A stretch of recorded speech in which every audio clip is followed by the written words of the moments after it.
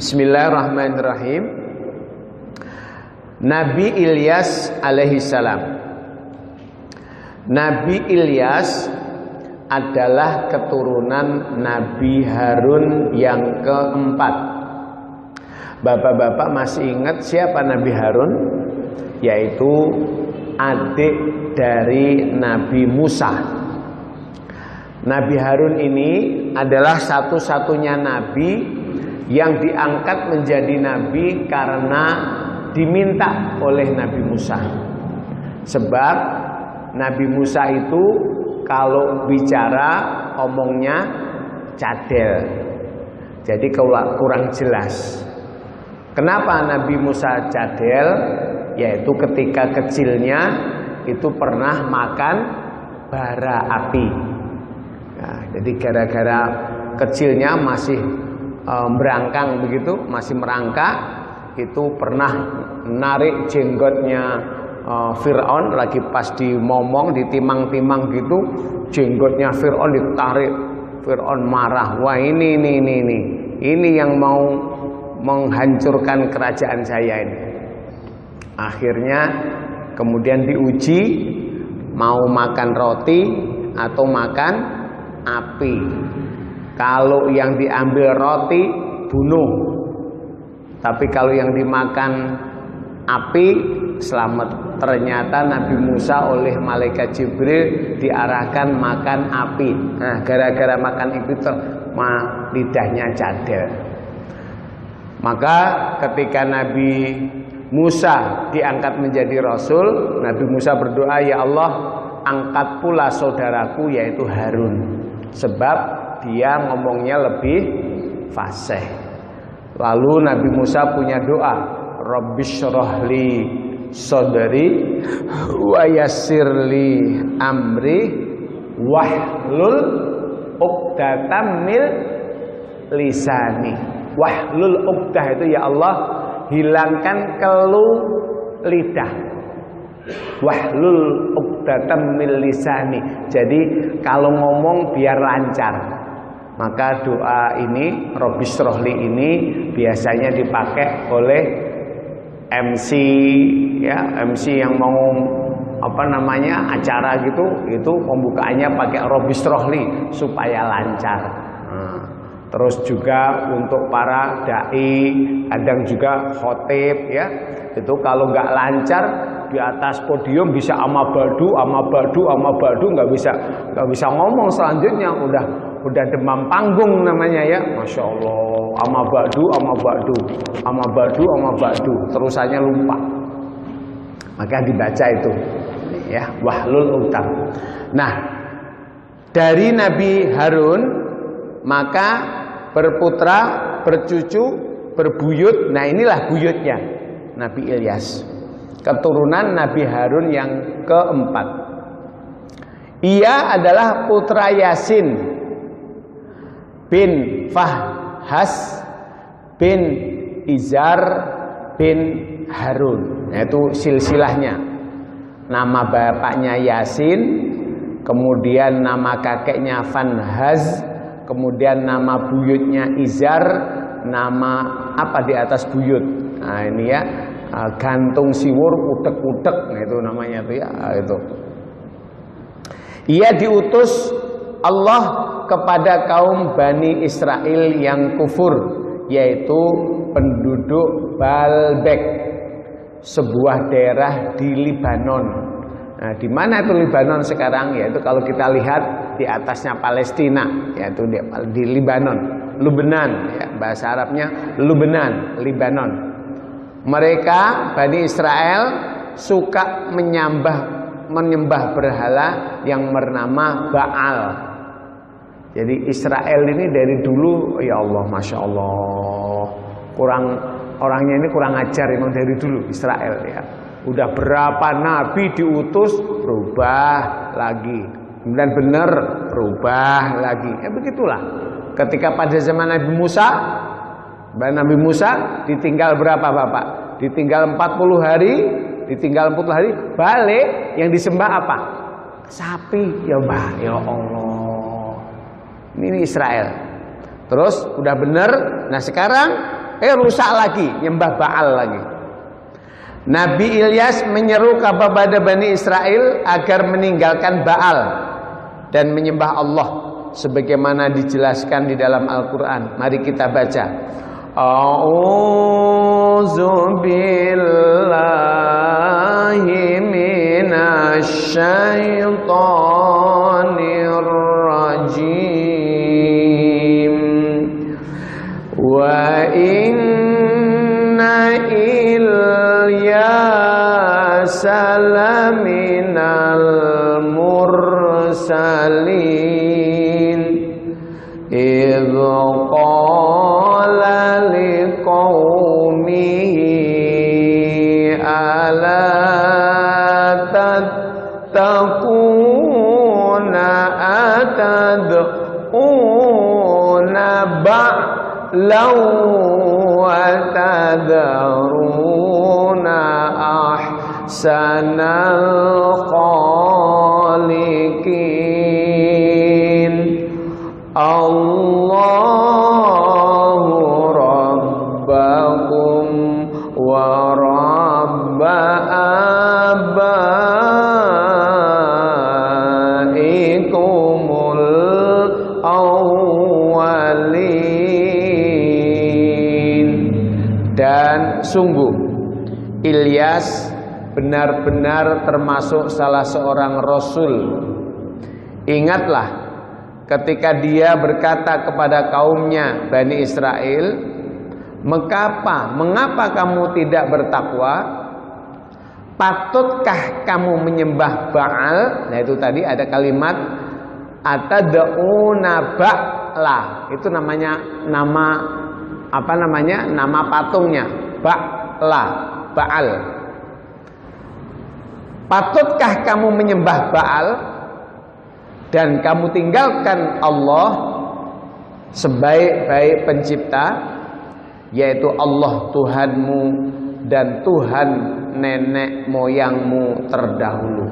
Jadi ini dari ayat ini surah As-Saffat, maka disebutkan di sini Israel menyembah patung namanya Ba'la atau Baal. Kaum Bani Israel selalu mendustakan seruan Nabi Ilyas dan selalu durhaka kepada Allah. Maka Allah mendatangkan azab berupa kemarau panjang selama 3 tahun. Masya Allah. Coba kita ini kemarau berapa bulan ya? Allah, dari bulan apa kita nggak ada hujan begini? Ya Allah.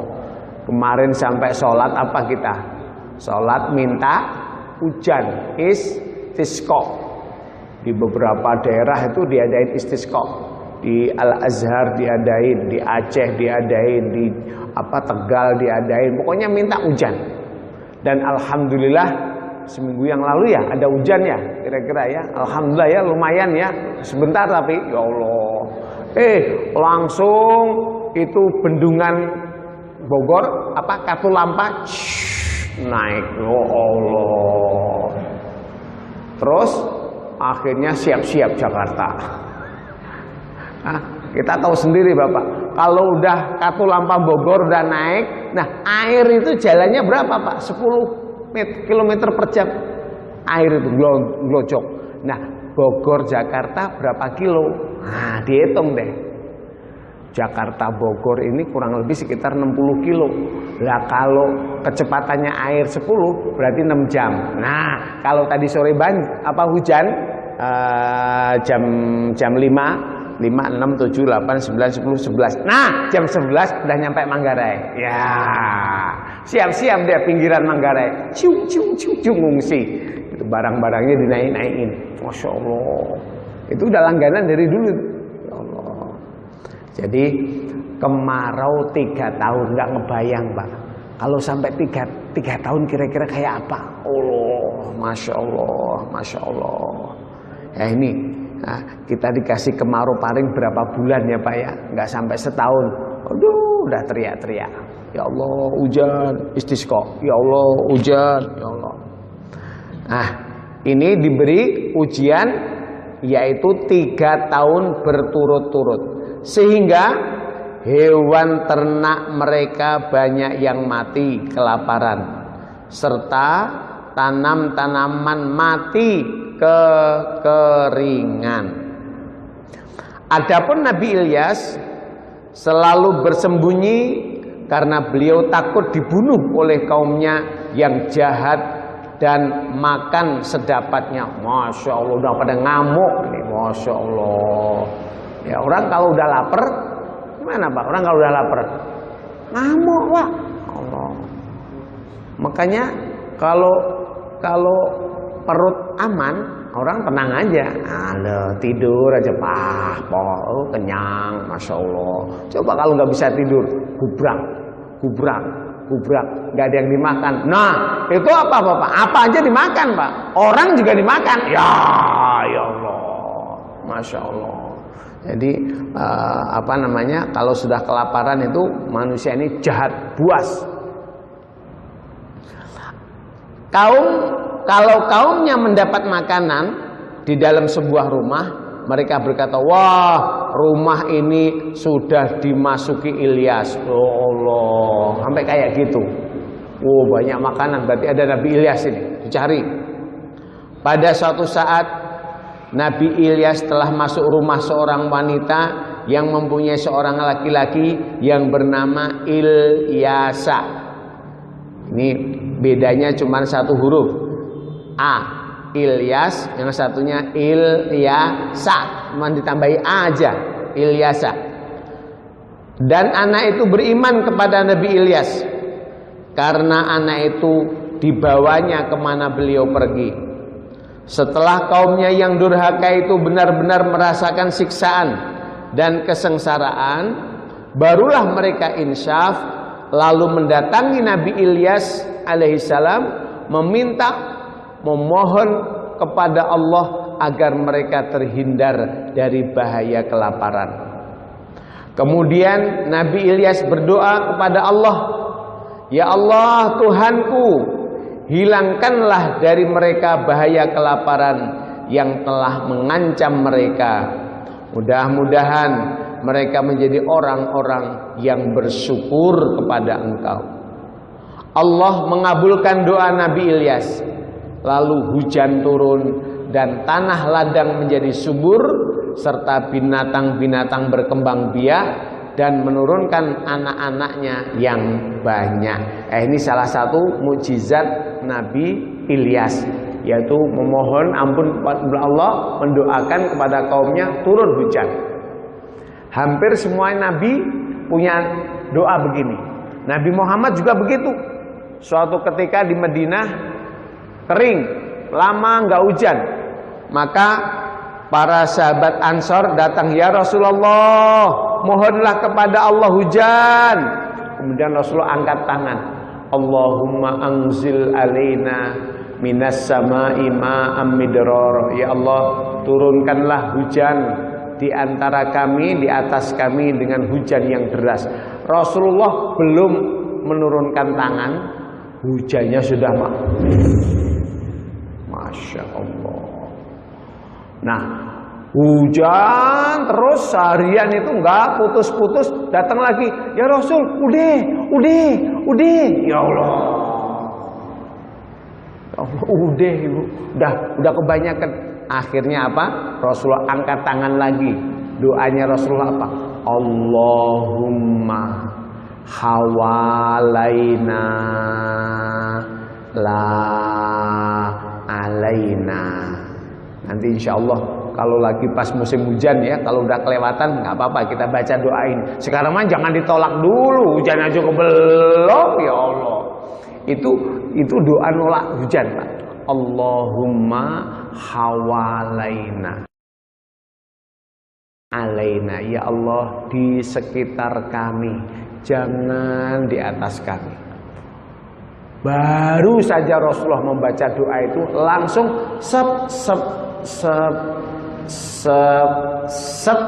berhenti hujan. Masya Allah.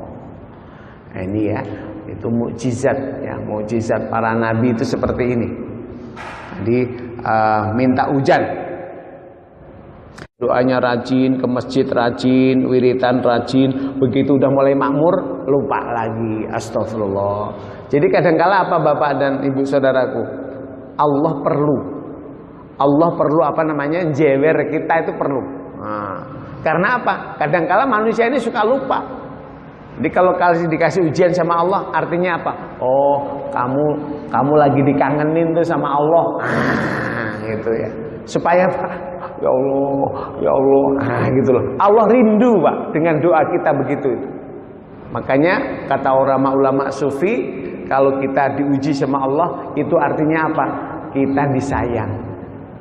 Dikasih ujian, dikasih musibah, dikasih penyakit, dikasih macem-macem, itu artinya apa? Allah lagi sayang. Ya Masya Allah, disayang tuh, disayang. Selama kita sabar, maka dosa kita habis. Nah, ternyata lupa, mereka kembali durhaka, bahkan keingkaran mereka melebihi dari yang lalu. Masya Allah. Kemudian mereka disiksa lagi oleh Allah dengan siksaan yang lebih dahsyat.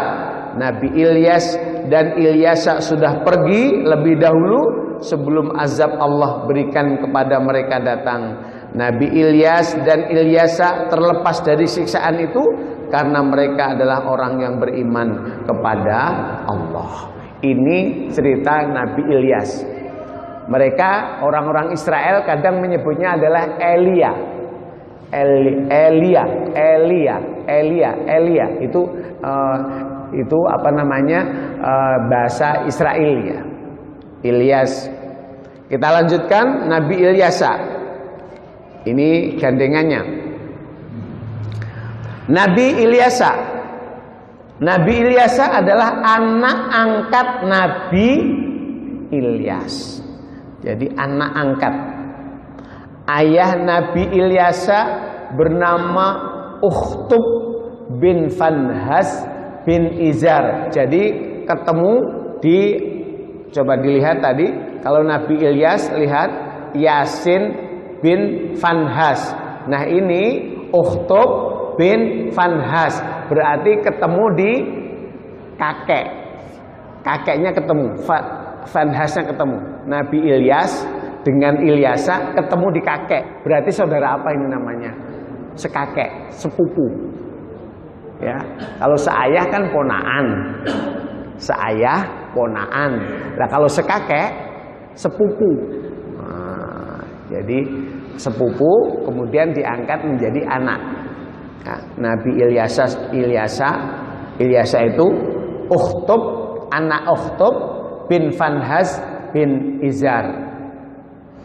Sejak menjadi anak angkat Nabi Ilyas, Ilyasa menjadi pengikut setia Nabi Ilyas dan sering menemani Nabi Ilyas dalam melaksanakan tugas dakwah, terutama ketika Nabi Ilyas menginjak usia sepuh.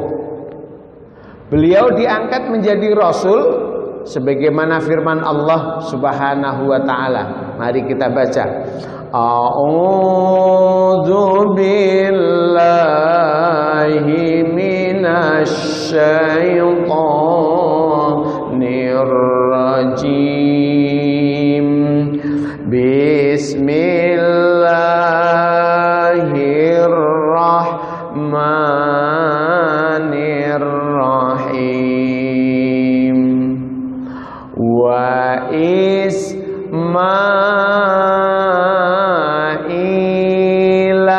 wal Yasa'a wa Yunus wa Luta wa kullan faddalna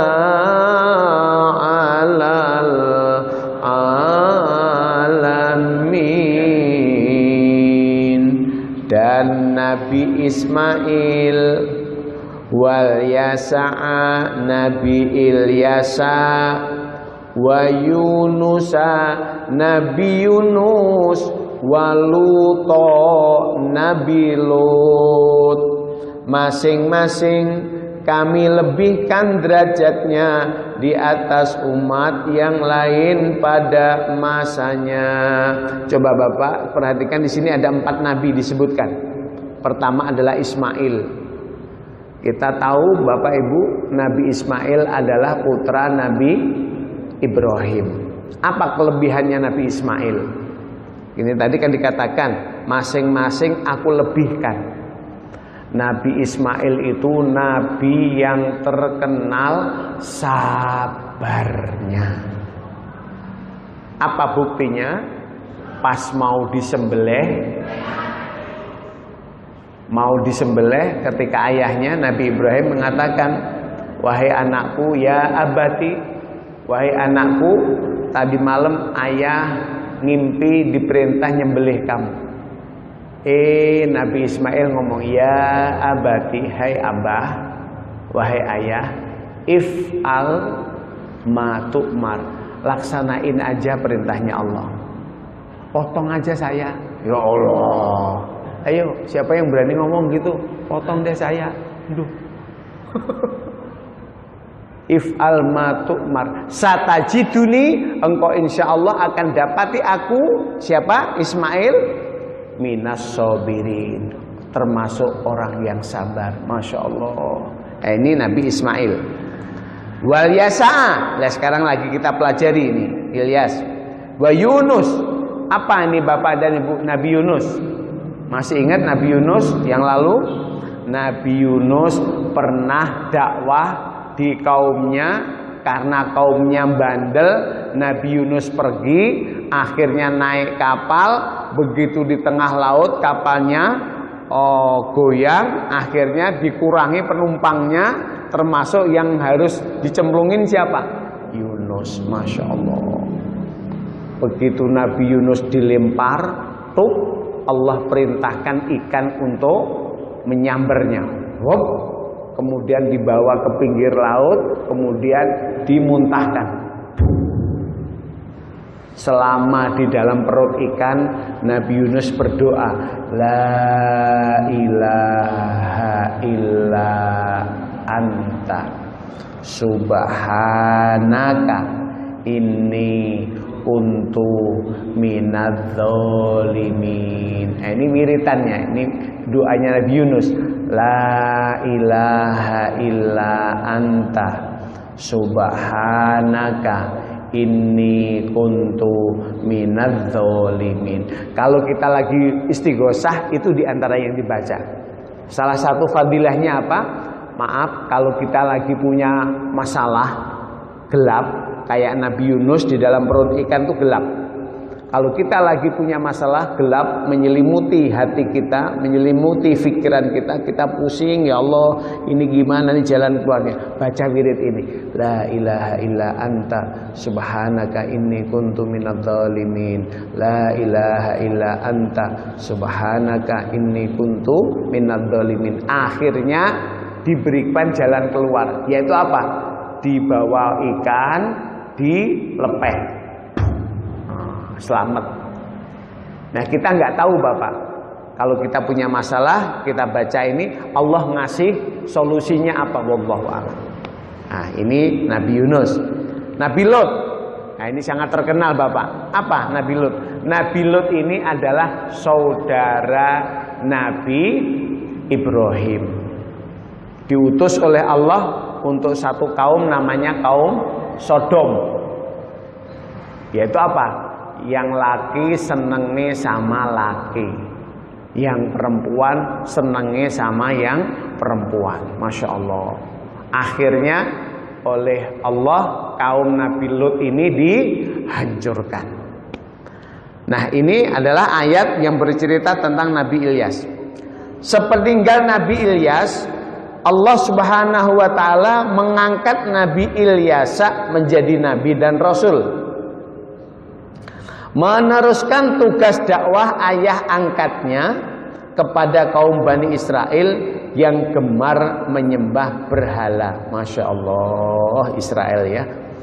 Nabi Ilyasa juga memberikan peringatan berupa ancaman adab dari Allah Subhanahu wa taala apabila kaumnya tidak mau meninggalkan kekufuran dan kemusyrikan.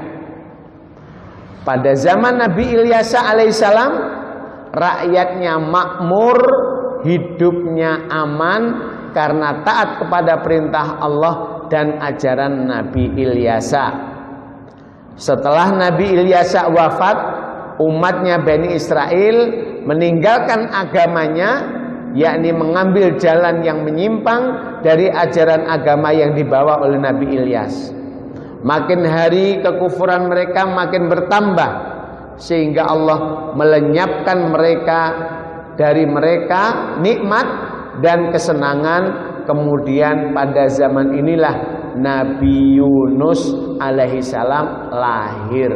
Demikian Bapak dan Ibu, sekali lagi mudah-mudahan iman kita kepada para nabi utusan Allah semakin bertambah kuat. Dari kisah-kisah ini bisa kita ambil pelajarannya supaya kita jangan sampai meniru umat-umat yang dahulu, umat-umat yang telah sesat, umat-umat yang jauh dari nilai-nilai agama. Amin. Bismillahirrahmanirrahim. Wal asri innal insana lafi khusrin illalladzina amanu wa amilus solihat wa tawasaw bil haqqi wa tawasaw bis sabri. Shadaqallahul adzim. Subhanaka Allahumma wa bihamdika asyhadu an la ilaha illa anta astaghfiruka wa atubu ilaik. Kurang lebihnya mohon maaf. Akhirul kalam, wassalamualaikum warahmatullahi wabarakatuh.